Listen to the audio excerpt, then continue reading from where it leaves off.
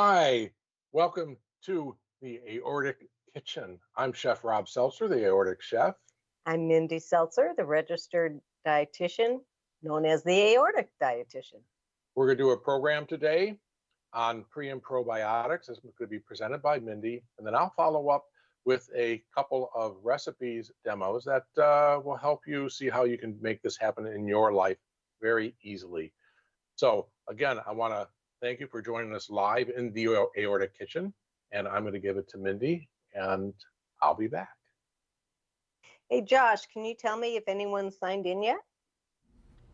We've had people pop in and out since I sent my alarm.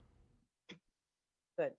So basically, gut health is based on pre and probiotics.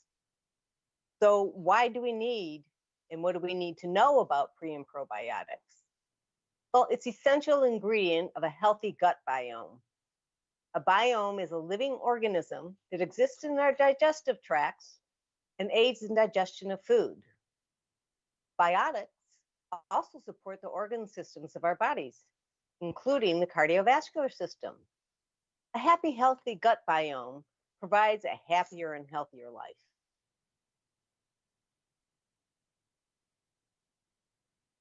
What are prebiotics?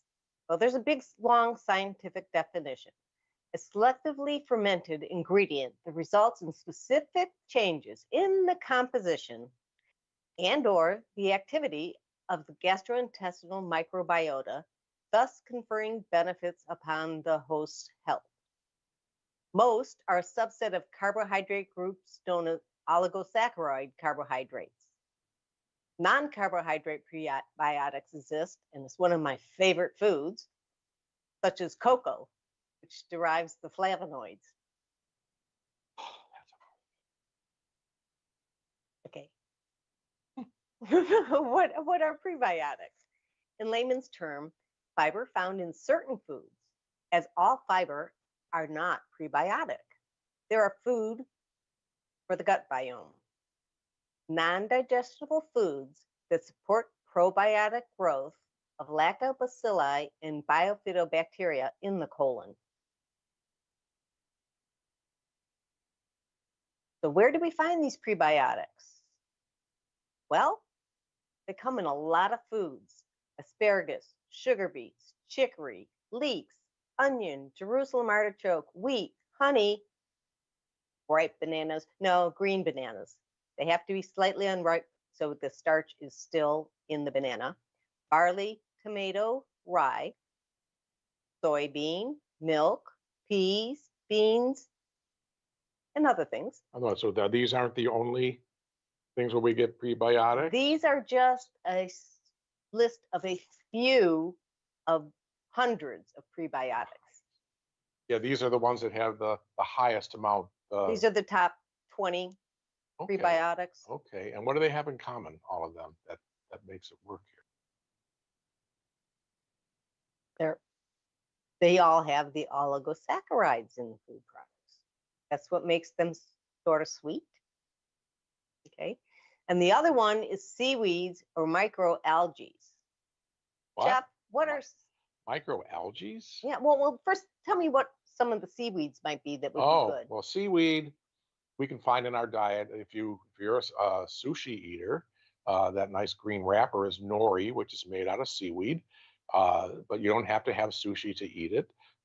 It's great if you just buy packages of it. You can chop it up and sprinkle it on salads or soups or hummus or anything that you want, like a garnish, but it adds a little bit of flavor. Or you can buy those little nori snacks that they sell in the boxes, and those are flavored with some sea salt, so you don't want to eat a ton of them, but they're quite delicious as well.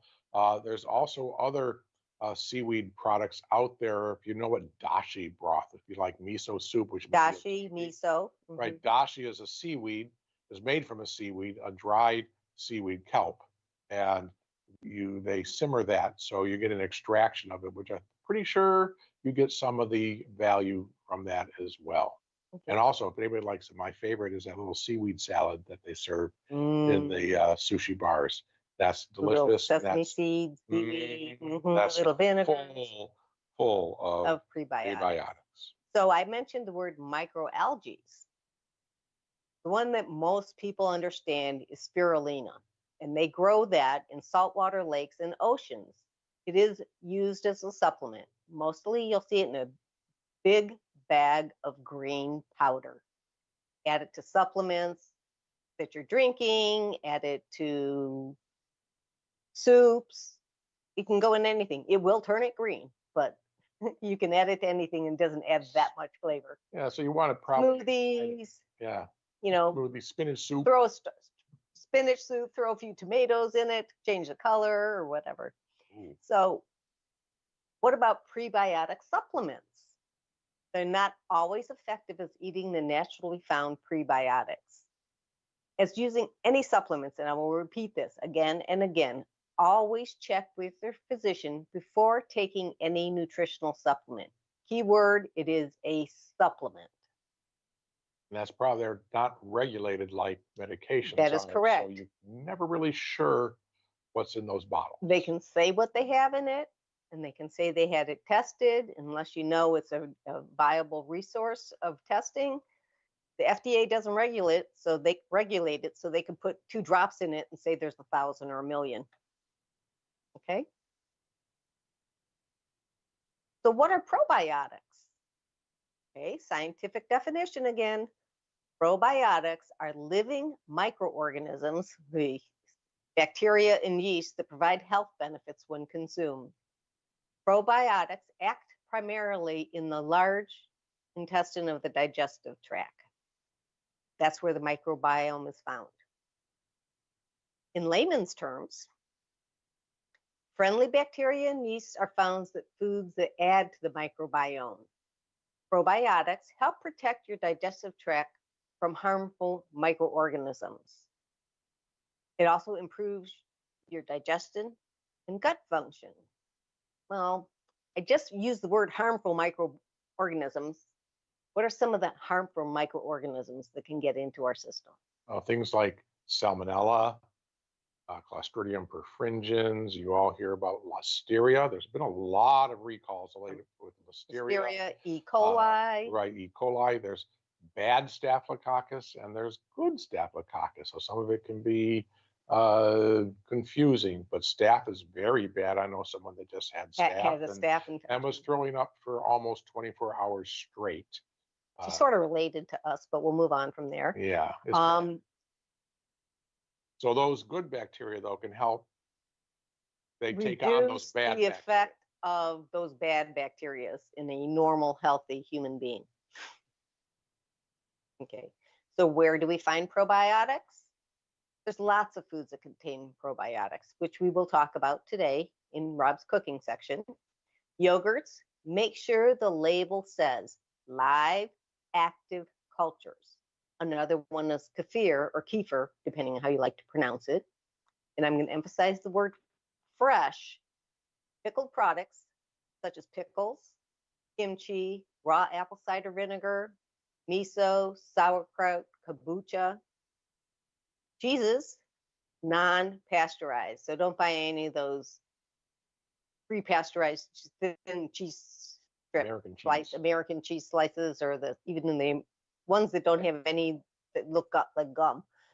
Swiss cheese, provolone, Gouda, cheddar, Edam, Gruyere, mozzarella, and cottage cheese. And there is some cottage cheeses that even have the probiotics added to it. Fermented milks, buttermilk. My mother used to always drink buttermilk.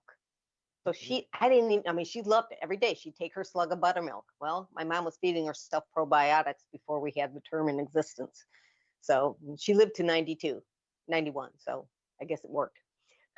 And the acidophilus milk. And the acidophilus milk is on the market now. Right. And so you also, you're like your mother, because rather than drinking buttermilk every day, you take a big slug of kefir. Yep. Kefir. However you pronounce it. I just make sure I get some. Billions, like 10 billion active lactobacillus, right. the best organisms that you need. And one more story from Mindy's history. Her grandfather You want me to tell it? Yes. Well, my grandfather lived to the ripe old age of 86. He moved into a nursing home. And, Thursday, Friday, Saturday, he was with one of his kids. As he got older, they kept going less and less and less. And I walked in one day and he had a glass of milk sitting on top of his television. And one of the aides came in to take it away from him, and he yelled at him. He says, "No, no, no, it's not cultured enough yet." And that was before we had this hyper pasteurization. He was actually making his own probiotics, and he would drink it every day. His own drinkable yogurt. Yep. No, he was from Russia. He was Russian. He was from Russia. Yeah. Yep. Which is where a lot of the good Yep. Yogurts and kefirs Bases started. originate are all from Eastern Europe. Really good stuff. Yep. Okay. So the supplements of probiotics, they're not as effective as eating naturally found products. Always check with your physician before taking. You might, I'll tell it. Who needs pro and prebiotics, Rob? The dogs, the cats? Yeah, they need them. Yeah. Pretty much every living thing that has a digestive system rely on healthy bacteria to help digest their food and move things along. So that includes the animal kingdom as well as we're part of. Yeah. So it's everyone, some more than others. I'm not going into any diseases today that could cause an imbalance in your pre and probiotics. So this is for the generally healthy individual. When do we need pre and probiotics? As we said before, prebiotics definitely daily, included in your healthy eating pattern. Some of the studies show that the Mediterranean diet contributes to a healthy gut biota, and it also helps reduce the risk of cardiovascular disease and even some cancers. So when do we need probiotics? Especially when we have antibiotic therapy, because antibiotic therapy destroys the healthy biota. If you're going for a dental procedure and they prescribe you antibiotics, or you're going to a hospital to have surgery and they're going to pump you up with antibiotics during surgery, you want to try to consume more probiotics before all that stuff is put into you. During antibiotic therapy, you have to take the probiotics either 2 hours before taking the antibiotic or 4 to 6 hours after to help reduce the risk of diarrhea. Well, but why all of a sudden do we have to make sure probiotics are taken with prebiotics? There's a similarity to that word, probiotic, antibiotic. So the antibiotic is going to destroy all your healthy biota. That's why you want to take it not at the same time, because it'll kill even your healthy biota. So what do you do after you take antibiotics? It can destroy the whole microbiome.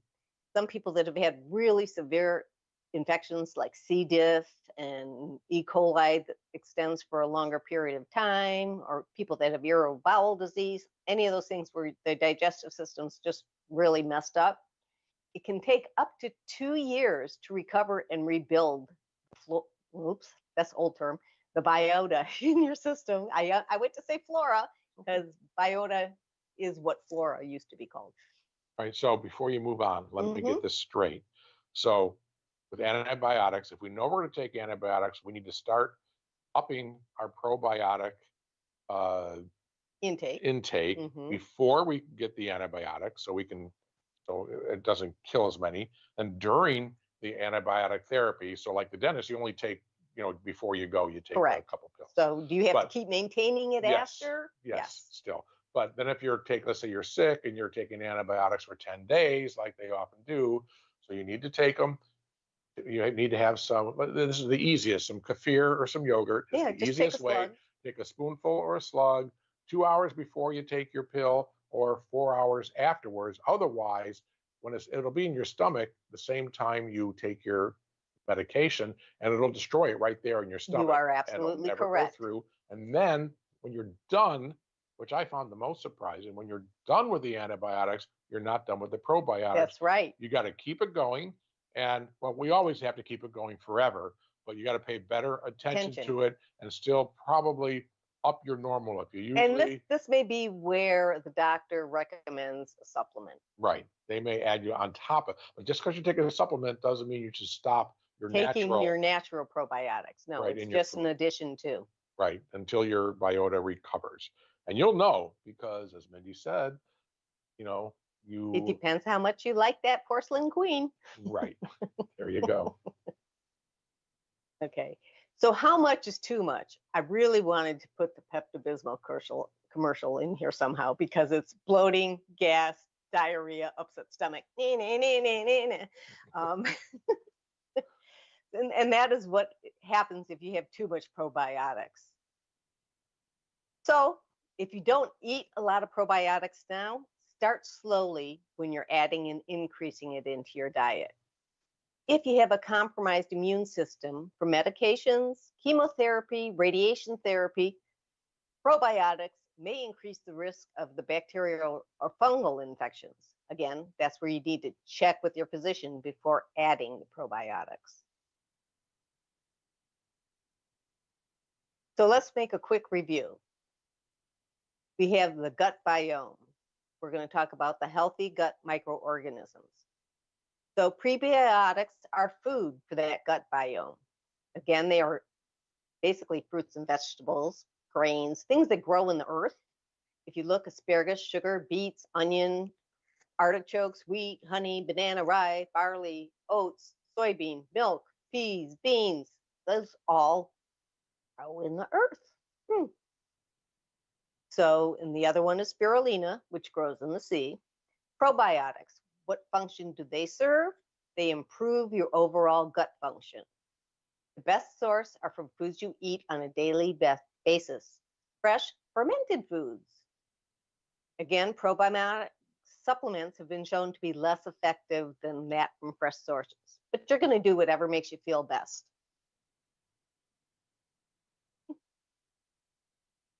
Can I successfully maintain a healthy gut biome? Sure you can. The easiest way is to eat a range of fresh, whole foods, mainly from plant sources, fruits, vegetables, legumes, beans, nuts, and whole grains. I think one good trick, because when we talk about whole grains, we're talking about the bran, the endosperm, and Correct. the germ, everything. So the same thing in your fruits and vegetables. Whole.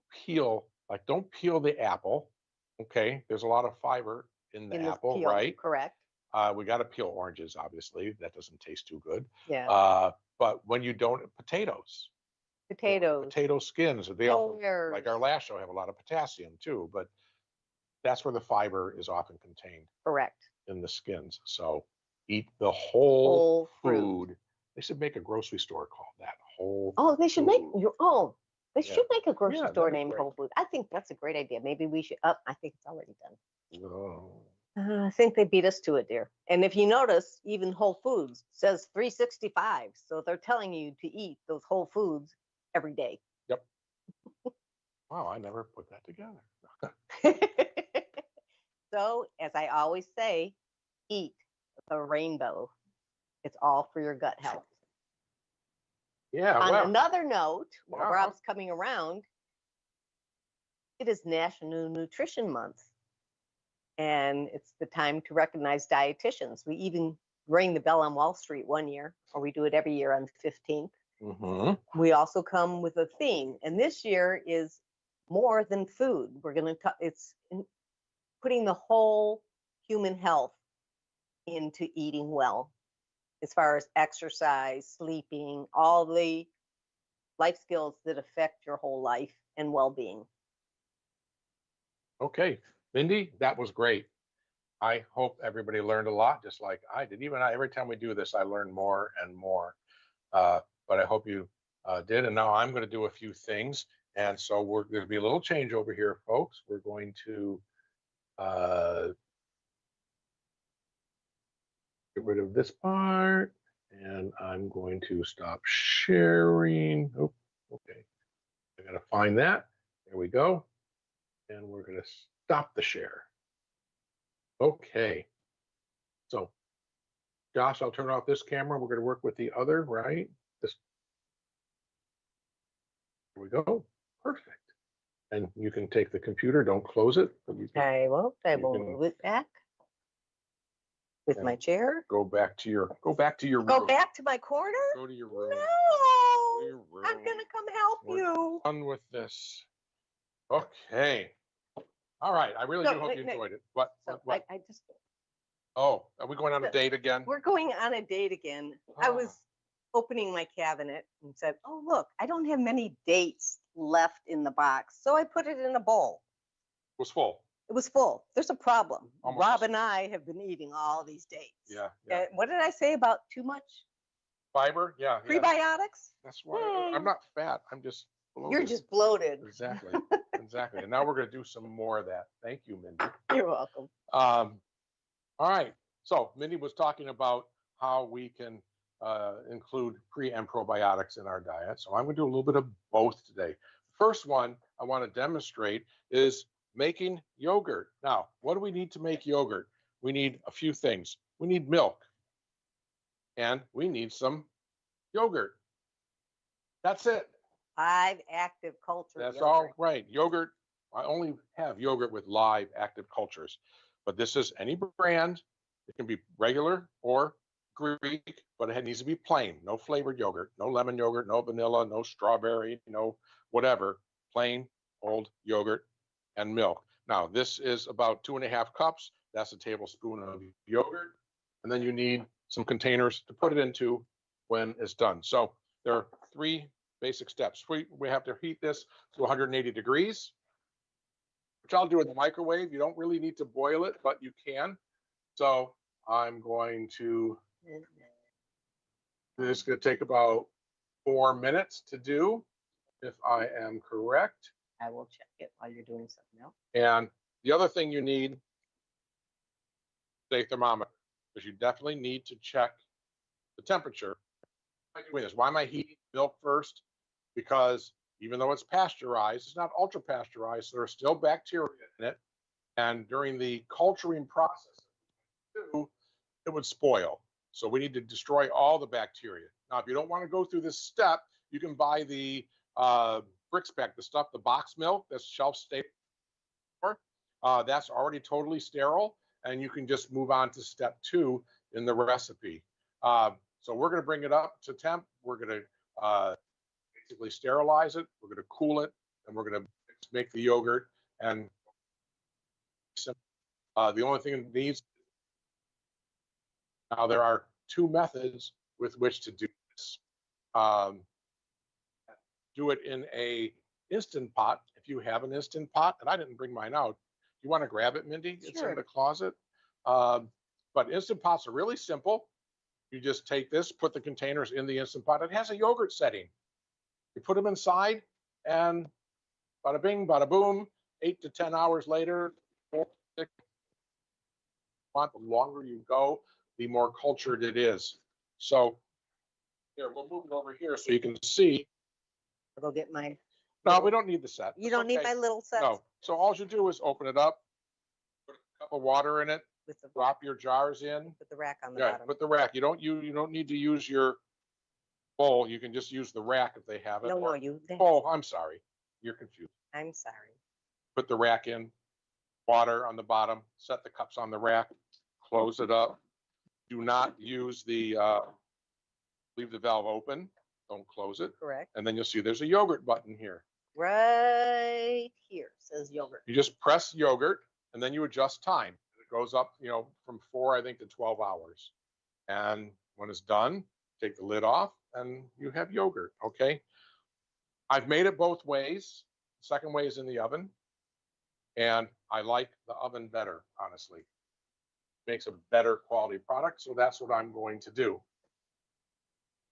All right, while this goes, this is going to take a little while. Once it boils, I'm going to have to cool it down. And what I've got is a ice bath. And I'll just that's why I have a glass container. I'll set that right in the ice bath. Mindy will stir it. And it'll cool back down to about 100 degrees is all I need. In about 5 minutes of stirring. Okay, we're almost there. In the meantime, I'm going to make some hummus. Now, everybody knows and likes hummus, as far as I know. What is hummus made from? Garbanzo beans or chickpeas. Or beans. Or any beans. You can use white bean hummus. Original hummus. Anybody know what the original hummus was made from? Fava beans. You know those ones that go with a little liver and fava bean and a good Chianti? Yes, fava beans. And That's bad, dear. they make an interesting hummus, but white bean hummus is very good, and so is got a long way to go. Not much. It'll do.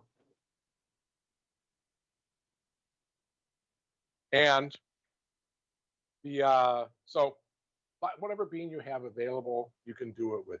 You can also anything that will cream. You can make lentil hummus if you want. People have used lentils to make it. Anything that will puree up nice and smooth. But we're going to do the traditional. Now, you can use canned garbanzo beans. I used dry. I know a lot of people in our group are working with the can, which is fine. Just buy the no salt added. Even the low salt have a lot of sodium. So, and even if you rinse them, they still have a lot that's absorbed into it. So the best way to deal with it is by dried. Again, it's a little bit of time, but it's not hands-on. You soak them overnight. You put them in a pot. You cover them well, like 3 times. You put a cup of beans. You put 3 cups of water. Let them sit overnight. They soak. You drain them. Put them in another pot in the pot on the stove. Cover them with 3 times the water again, and simmer them for a couple hours, depending. And you have nice, beautiful cooked beans. You take a bean between your finger and squish it to show them how soft they get. Yeah, I mean they're very soft. Okay, so they're going to puree up real nice. Now, I like to flavor mine. I think I have that in the recipe.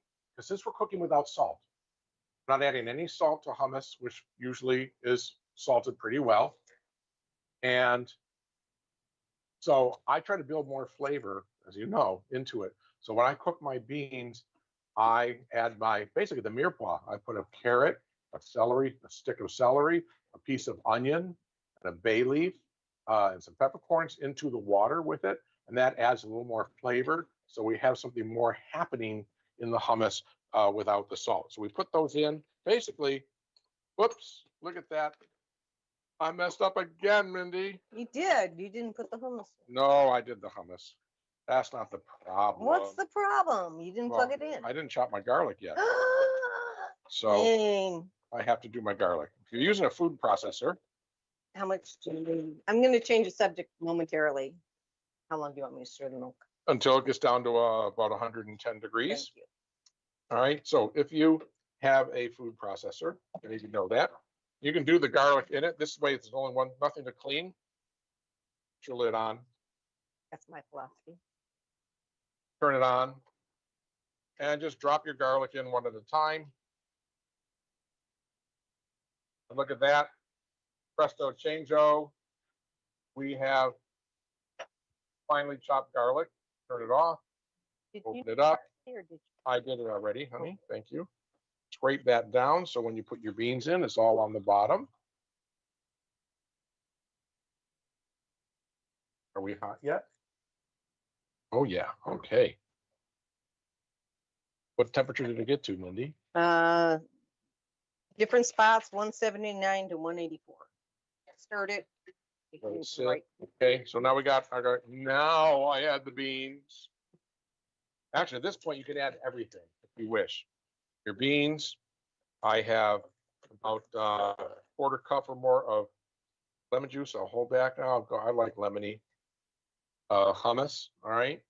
And this is 2 cups of beans. The recipe I have is written for 1, but we like it and we're going to eat it. So I have my cumin and a little bit of cayenne and some smoked paprika that I like to add. You can use whatever spices you like, but the cumin is definitely necessary. You don't want the heat, don't put the cayenne in.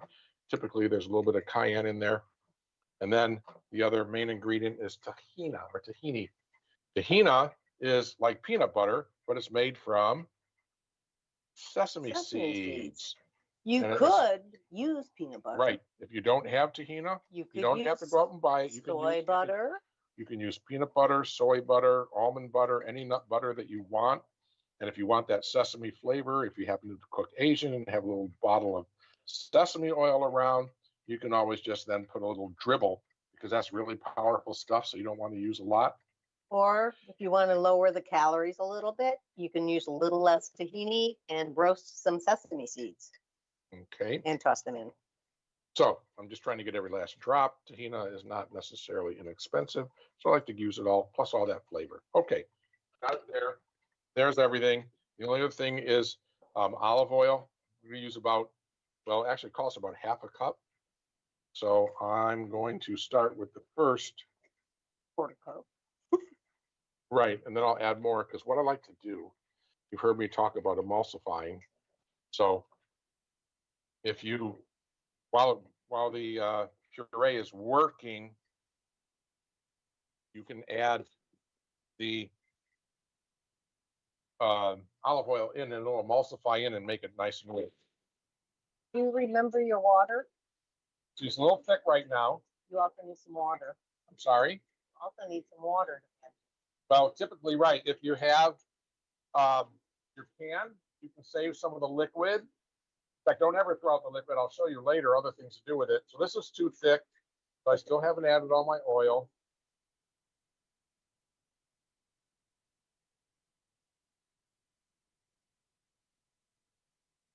There we go, there we go. And you save your cooking water. So then you'll give me a little bit of water here.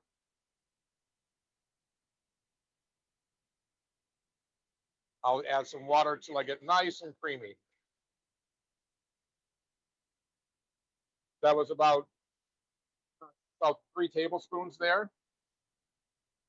And we're looking pretty good. A little bit more. What temperature did you want again? 110, please.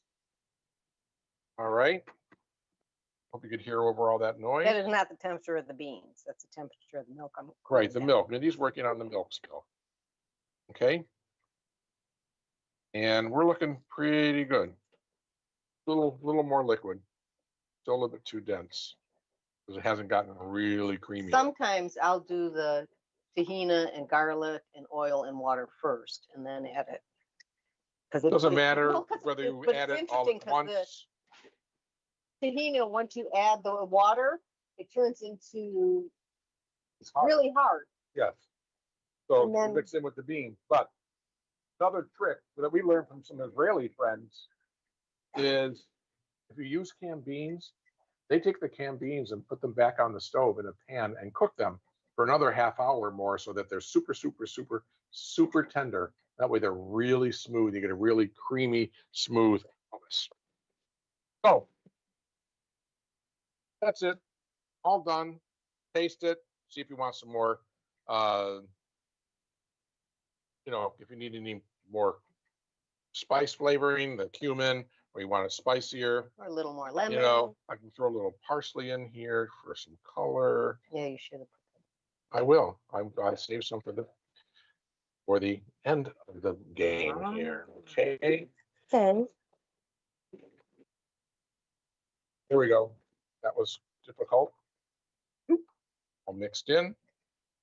Have a lovely bowl here. Back to the meat. Throw it around. There, dear. Just throw it around. Here we go. Some nice, beautiful, delicious hummus.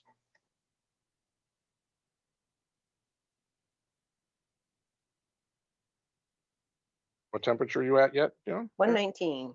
Okay, almost there. A couple more minutes. We're almost done.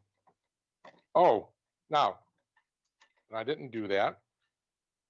You didn't. See, I moved too fast. Now, this is a prebiotic preparation, right? Because it's the beans. We have the beans here. If you want to make it probiotic and prebiotic, get a double header, okay? Which is very easy.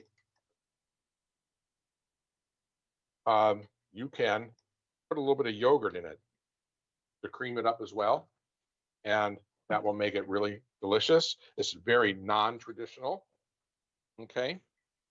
But it will, sometimes we're not about tradition. We're about flavor and health. So a little bit of yogurt will go a long way. And now then, finish a little bit of Can you olive use any oil. yogurt? Probably at this point, yes, as long as it has live active cultures. So you want to put a little lemon yogurt on there, but they're going to have a little bit of sugar. They're going to be sweetened. So we got a little bit of extra olive oil, some more parsley. Chef, will lemon do? Yes, perfect. And I'm going to do a little more of the red stuff on the top. There we go. And we have a really lovely, nice bowl of hummus. And I have here a bowl of chips to enjoy it with. Okay. Okay, we're dropping I'm down hoping in temp because the bowl was cold. that we can see all this, right? Nice creamy hummus. Now these chips, you're saying, oh, tortilla chips. Okay, well, you can use pita bread. Now, store-bought pita bread has a lot of sodium. These are really thin, extra thin tortilla chips. They're called, they're Sochil, Xochill, and they're super thin. Typically, on a bag of tortilla chips, they tell you you can have 9 chips, and that's 5 the or portion. 6. These, you get 21 of these for a portion, and there's only 90 milligrams of sodium in them. So, you know, go at it. They're my favorite. You want to taste it, Mindy? Yeah, but I may have to disrupt you because this is cooling down a little bit too much. No, it's okay. That's not going to hurt it. Okay, because the bowl There was you go. cold. There you go. We are done Mm. with the hummus. Look, we're having It is dinner. delicious. Okay, so I think now we're having hummus for dinner to add with our maybe. dates. So we have Oh, our warm garlic there, milk. dear. Okay, here's our warm milk. What are we going to do? We're going to take our little bit of yogurt and we're going to put that into there. There it went. Use Now, my spatula. recipe, I tell you to, don't need it. Okay. Yeah. To take a cup out, swirl the yogurt in 1 cup to make sure you get it well mixed. I'm really good at mixing. I've been doing this a long time. I have this motion down to a science. So, okay, that yogurt is well mixed in. What do we do next? Here comes the hard part, folks. Oh, I don't know if you can do this, dear. Pour it into some clean cups. Oven safe. Well, it doesn't really need to be oven safe because we're not going to get that hot. This thing spills when you pour from it. Leave some room at the top. I know. I'm impatient. I pour too fast. Yes, you do. Look at that. How did I manage that? 2 perfect cups. So, Okay. are we Now- going to turn the oven on? No, we are not going No, to turn the oven because on. if we turn the oven on, I don't know any ovens that go below 170, Okay. So unless you have a bread baking option. what we do. We don't Sorry, have a I bread have to warmer. clean. I'm one of those chefs that has to clean the station constantly if he makes a mess. Okay. Yeah, but our warm is still 170 Now- on this oven. So, I know. What you want to do is take your oven, turn the light on. That will generate enough heat to culture yogurt. If you have a gas oven, just the pilot light that's already in there is fine. But if you have a modern gas oven where it's an electronic ignition, then you can't use that. That fell on the right side, so I can still use it. Oh, she's going to wash it. So put it in. Put it on the shelf or put it in a pan so you don't spill it all over the place, which I normally do. What but did you just- do with the pan? that- You need the you put water? it away. It's Oh, okay. It's not a big deal. Okay. This is, we're doing the magic of TV here. Yes, we are. So put it in there, set your timer. Tomorrow morning. Yeah, what is it? 6:30. So I'm gonna go 12. Well, I don't want the alarm going off in 12 hours, No, but but we'll try. Okay. In 12 hours. ding, ding, Now, ding, ding, ding, well, ding, let's- ding. We're 12 hours. And let's see what happened. Look at this. Here's the yogurt I made 2 days ago. And I have a third one. Let's open this. I have not tasted it yet, honestly. I trust myself. There's And it looks absolutely gorgeous. There's whey on- always There's a whey. clear way on the That top is when you pull normal. it up. Can you slide through, please? Can. No. Oh, I Okay. can slide through. I want you to go to the I camera. understood what you were saying. You did. I did. We've been married too long. So do you want to pour the? All right, so well, this let me show you. way. Let me That's show why. you. Mike, Thank you. how's the angle? Camera's on us. Can you see the way? It's pretty too bright of a white to catch any real. Hit the low. Yep. Better? Again, it just glows in the frame. It's so bright white. We're barely able to see anything on there. Oops. Other than the fact I spilled it. Okay, let me have it. Now, though, that's whey protein. It was There's nothing good. wrong with it. While use I'm it here, to make ricotta cheese, but you just Okay. pour that off, or you can stir it in. I tend to pour it off. And what we have left now is, oh gosh, that's thick. See that? Nice, thick, beautiful yogurt. Should I take the first taste? Yeah. Well, just to show you how thick it is, Yeah, it's not almost- coming off the spoon. No, mine's gonna slide off. I Well, took 'cause you more. do more. Yum. Mm. That's what you're supposed to say on TV, right? When you make Yum. something. Oh, I But it wish you is. were here to taste it. It's really good. It's creamy and nice. Got a nice tart flavor. Mhm. We went that full 12 hours, but it's set up beautifully. Much We more did than use it did a in the. different. We're trying different strains of yogurt to see what the different flavors are. The first batch I used Greek yogurt. The first time I made it, and it did not have that tangy flavor. Yeah, and that- we've used regular. This time we use Siggy's, which is skyr, SKYR. Are And skyr is a little bit different. Skyr is actually cheese. It's fermented. It's pre-fermented milk that they allow to turn into a very light, like pre-cream cheese type thing that they do in Scandinavia. And I think it's Iceland, isn't it? Yes, skyr is Iceland, from yeah. Iceland. Yep. And it's a traditional food. So it made, I think it helped with it really thick. It's got lots of live active cultures in it, made it really thick. Now, something we could do with this, I'm gonna do really fast because yeah, we got time. I'm gonna do one more thing. We were talking about, quick and easy breakfast. Minnie was mentioned something about oatmeal.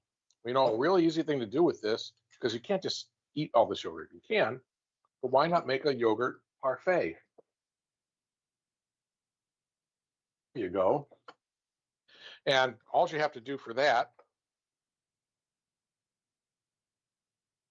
got some beautiful Florida strawberries here, local strawberries. that are finally reasonably priced. Yeah, really nice. While he's doing that, I just wanted to. I don't know if you can see it visibly. In this bottle, there's a little bit of stuff floating around. That is the mother. That's what we were talking about with the prebiotics. I don't know if you can see it that well in the light. Okay. I'm making one of the cutesy little strawberry fans for my And while he's garnish. doing that, the clear, you can see there's nothing in it. Okay. So you see I did that, slicing down through the strawberry almost to the bottom, and then you just press it and it opens up into a lovely little fan. Okay, that'll be my garnish. But we'll take some strawberries and dice them up or slice them up any way that you want.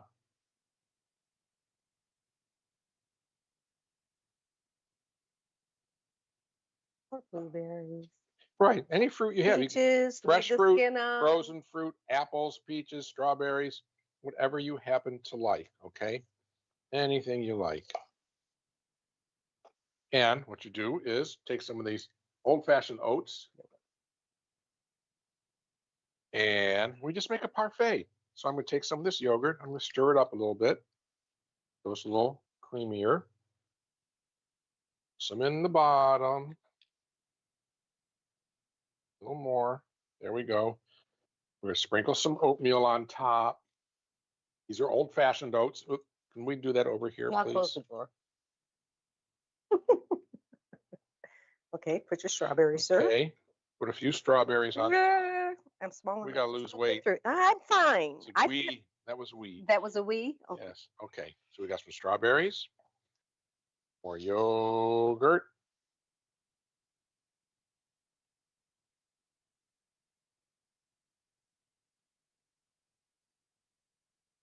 In there. Okay. Another table. Another layer of oatmeal. Okay. Berries. I'll spread it out a little I bit. can do that. Okay. It will swell out its own. Mm-hmm. And some more of the diced strawberries. Right. And the rest of the yogurt.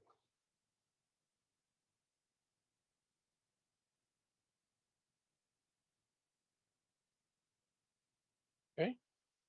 Cover it, which I'm not going to do for now. Now wait, just let me finish. Oh, I'm sorry. So this will go in the refrigerator overnight. Overnight, the oatmeal will hydrate from the yogurt. You don't have to boil yogurt, oatmeal, okay? You don't have to boil it to eat it. You eat it in muesli and granola all the time without it being boiled. Sometimes it's baked, but just the moisture from the yogurt will soften the oatmeal and make it totally edible. So we will do that when I come out in the morning. I'll put my nice little strawberry on top, and we'll have we have some mint put around it, and there we go, a yogurt parfait. So this will go in the fridge, and one of us will have it for breakfast in the morning. Well, Simple and not easy. Me. So yeah, Mindy doesn't get out of bed early enough for breakfast. So there's my other jar. We're gonna have so much yogurt, I'm gonna be giving it away to friends. And I actually bought a container. Here's another. I want to show this to you. Our starter, top shelf.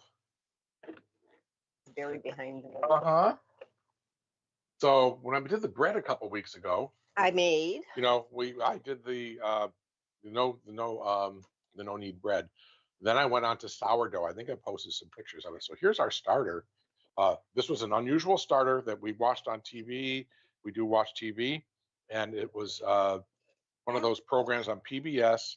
And in Scandinavia, it was cooking in Norway or something. They do this all outdoors in the winter. It's really crazy. So long story short, they visited an orchard, and this apple orchard, the guy that owned the orchard was talking about making a fermentation for sourdough by using apple peels. So we said, sounds like fun. So Mindy peeled a couple of apples, chopped them up, put them in this bottle with some rye flour, covered it with water and a little bit of sugar, and let it sit for a couple of days. And you could see it started fermenting, making almost not a cider. There was no fruit in it. There's no solids, and it wasn't pressed. So, but the skins had enough sugars and stuff and natural yeast. You leave it open, and the natural yeast went into the bottle and started eating. And so bubbling, and that's what it is. That's the gas, the waste gas from the yeast that get in there. So then we strained it out, put it back in, added some rye flour and some regular flour, and stirred it up and let it sit. And that's how you make sourdough starter, okay? Just flour and water, typically, and people leave it out, or they might add a little bit of yeast to it to get it started, and then just let it go and grow. So this is now about 2 weeks old. I've already made multiple loaves of bread from it. I've posted the pictures, and you have to keep feeding it because, like with your microbiome, where we're going with this, they have to be fed. That's why the probiotics need the prebiotics. They don't have prebiotics, they starve to death and they die. Yeast in this bottle. So eventually they will deplenish all the sugars that are available in the flour that's in there. And then they have nothing to eat, and it's going to separate, and you get black water. So every couple of days, once you have it for a while, it lasts longer. But right now it's every 2 days. You have to take out a half a cup of starter, which we took out today, and we mixed it with some more flour and water and sugar, and we made a sponge. We'll have sourdough pancakes for the breakfast. Okay, very cool. But then you took a half cup of starter out, you then add a quarter cup of flour and a quarter cup of water back to it, stir it around, put it back in the fridge, and it's good for another few days. And you just got to watch it. And this encourages you to make homemade bread on a regular basis. And with the no knead method that we demonstrated 2 weeks ago, man, it's so easy. It is like simple, and the outcome is great. Crusty, hard bread. I made loaves day before yesterday, regular sandwich loaves. Those were gorgeous and delicious. We ate one already. The only thing it needs in the freezer. So you gotta have time to leave it lay low. I mean, is this the bread? Yeah, I don't need to unwrap it. Oh, you wrapped it. I did pictures already. So you here you go. You put this away. All right. Lots of things to talk about always. In the Aortic Kitchen, we're always talking food. and we're always eating food and making food. And it never gets boring because there's so much to learn and so much to know. And hopefully today you learned a lot about probiotics and prebiotics, what the difference is, how we can get them into our diet and keep our gut biome, right? That gut biome healthy so we feel good all the time. Nothing like being regular. Okay. And that's a big part. Not only that, it sends the appropriate bacteria to the brain, to exactly. They're calling the stomach a second brain, right. Possibly. I was just say, why don't you talk about the gut-brain connection? There's a new thing. That how things are digested in your gut affects your well-being. They're doing studies right now looking at prebiotics, I think, for depression, as a treatment for depression. Yep, because the dopamine that goes to your brain, that's the hormone that makes you happy. You know where that's produced? Comes from your gut. It's not a gland or something up here. It's right produced here in your intestines is where the dopamine comes from. So if you have a bad unhealthy biome, you can't produce the dopamine and the serotonin. That's the other one I'm trying to think of. And that you don't have the balance and you get depressed. And that we know because there's connections with that as well. And it's really very, very interesting. So as well as Mindy said earlier, it's also connected to the cardiovascular system, that the bacteria that are there go and keep the cardiovascular system healthy, which we all want to do. And we want to make sure our gut has the good bacteria and not the bad bacteria. If you do not have enough of the good biomes in your system, the bad guys are going to be able to grow. Yep. All right. Josh, do we have anybody there with any questions? Please say yes. Oh, we have quite a few people in today. Christina says, I make yogurt and kefir from my Jersey cow's milk. I did not know that you could have too much probiotics.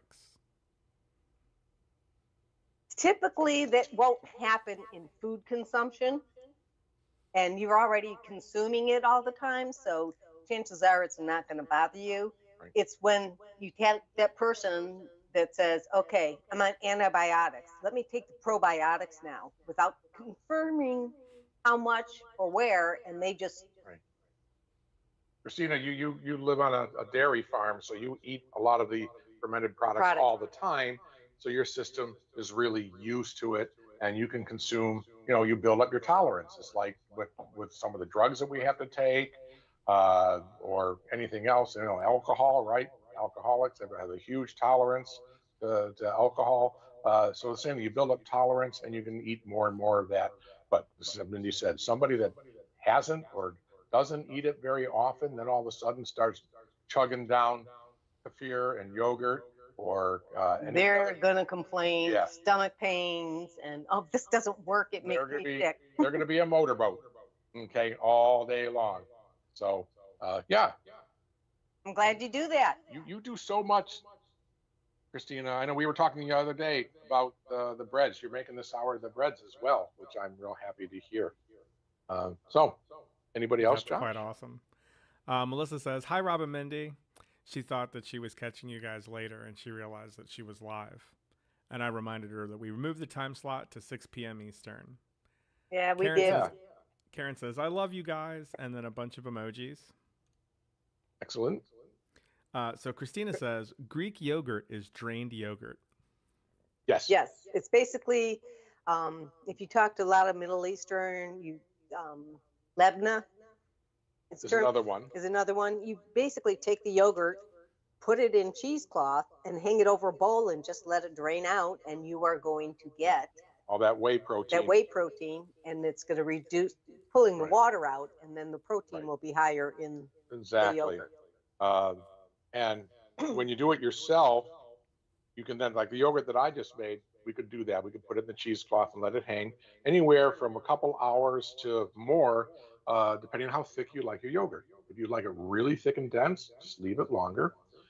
Same thing with making other cheeses. I will do that someday. I make fresh ricotta cheese, which is really simple and easy and a great way to use up outdated milk or stuff that's starting to go sour, and really simple. But again, You do strain it, and it depends how long you strain it. It stays really soft and creamy, or you can make a dry ricotta. But excellent point, Christina. You're becoming Right our best advocate here. on. And so she says, I make yogurt in a standalone yogurt maker for 8 hours, and the kefir at lower temperatures. So do it in a cooler with blankets, Oh, awesome. Cool. right? And so she Yeah. typed the word Kira in instead of kefir, Yeah, kefir. and she says, Kefir, "Excuse." kefir. She says, "Excuse me, kefir. I'm driving." And then I said, "Christina." Right. Kiefer, like Sutherland. Yeah, that's the guy. No, you So just she- flip the I and the, Yeah, right. you drop the E Okay. in kefir and you get kefir. So you tell Karen I'm going to have to get another aortic hope apron because I You need to broke the brand last some one? more. Oh, Well, I gave it away to the. We have another one somewhere. Oh, we might. Yeah, I gave mine to the chef in Greece oh, when we get were some doing. pictures of that. Yeah. Yeah. Yes. So she probably wears it and loves it, Anastasia. So. All right. you need to And we have a find new another one. visitor. His name is Yes. Jason, and he says, "This is great. Sourdough pancakes sound amazing. Are you guys going Absolutely. to share some of these recipes in writing? I want to Yes. show. Yes. I think that says my wife. Hold one, Jason. Yes, I want to show my wife the show. Love what you guys are doing. Yes. I post all the recipes that I present after the show on the Aortic Hope Facebook site. So you'll see them tonight. I should go grab And those and put there's them in the also about. description. I'm sorry. I should go grab those and put them in the description. Okay. That's fine. There's about 20 of them or more now. I upload tons of recipes. They're in the you go to the Aortic Hope home Facebook page itself, and you look across in the middle. There'll be chats, photos, blah blah blah. There's one that says files. If you click on files, it'll bring up all of the recipe files that I've added. Maybe we should make an aortic kitchen file with the recipes. Well, I do, but we can't make a separate file in that there unless I System. do them on the unless we make an Aortic Kitchen Facebook page, and I already have the Aortic Chef Facebook page. So it's appropriate where it is, I really think, and I can also put them on the aortichope.org in the blog. I've put Yeah, things that's in another there good as well. spot for them. Yeah. Yep, Yeah. I put some of my papers in there on discussing olive oils and discussing grains and things of that nature, more educational, academic type of writings in the blog there. So all good, and we will take care of that for you, Jason. I'm glad you want the recipes. Yeah. Remember, right on. recipes are just a guide. They're only a guide. They're a tool. So if you don't like everything in it, you don't necessarily have to use it unless it's typically baking. But otherwise, more cumin, less cumin, more olive oil, less olive oil, all those different things. With the yogurt, you got to add the yogurt to it. So it's only 2 ingredients. It's pretty simple. Okay, more? Right on. Christina says she's got to where she's going. She'll see us next time. Excellent. Fantastic. And we will see you next time. This is Mindy Seltzer, the aortic dietitian. And the Aortic Chef Rob Seltzer. Join us 2 weeks from today at 6 p.m., where we'll do a reversal show. I will do the first part and do a much longer demo. And then Mindy will follow up with a short discussion on the things that I made and their nutrition for the body. The topic will be, I'll be doing Middle Eastern and North African cooking. So, and we have a wonderful dish. Josh, you going to pronounce it for us, Josh? I won't embarrass him. It's shakshuka. Many of you have heard of it. Shakshuka is a dish, and Well, you'll have one to more tune in to time. learn all about it. And I'll do a couple other things as well. One more Oh. time. One more time. Shakshuka. Like No, shock. I don't. S-H, yeah, if you phonetically SHOCK, SHUKA, shuka. Shakshuka. That's not how it's spelled.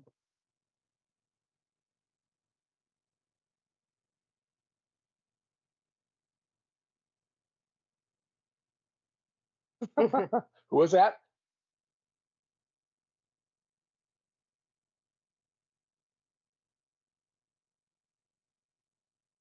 Right. Yeah, we've met in the chat room in the aortic hangouts. So we do have another chef amongst us, and we We have have a new dietitian dietitian. just joined. So we are growing leaps and bounds. All right, so 2 weeks from now, guys, we are Excuse almost me, I'm going to 59 check. minutes. Right, Mindy wants something else to check say. the calendar, Josh, because there's an extra week in March. Yeah, we're So March. it might be 3 weeks. No, it's the first and third Hang on. Wednesday. First and third. There's only 1, 2, 3. There may be 5. But the first is the 5th, and the Yeah, that second puts will us on be the the 20th. 19th. 19th or 20th? 20th. The yes. 20th. Yeah, because it's actually 15 days from now, right? Okay. Yep. So excellent. Always the first and third, guys. Easy to remember. And All for right. those, we changed it to 6 o'clock. So Well, we're you're here, hoping you're it here. helps. Yes. Those of you that are watching later, maybe you can make it. 6 o'clock's a little bit easier across the country. All right. We ramble here. So we're going to ramble on and clean up and have dinner as well. So thanks for joining us so much in the Aortic Kitchen. It's our favorite spot to be. And we hope that all of our brothers and sisters in Aortic Hope enjoy this and learn something, and give us a shout and let us know. Ask questions anytime. Always there. Send me a message or Mindy a message. We will respond. Take care. Bye-bye. Bye.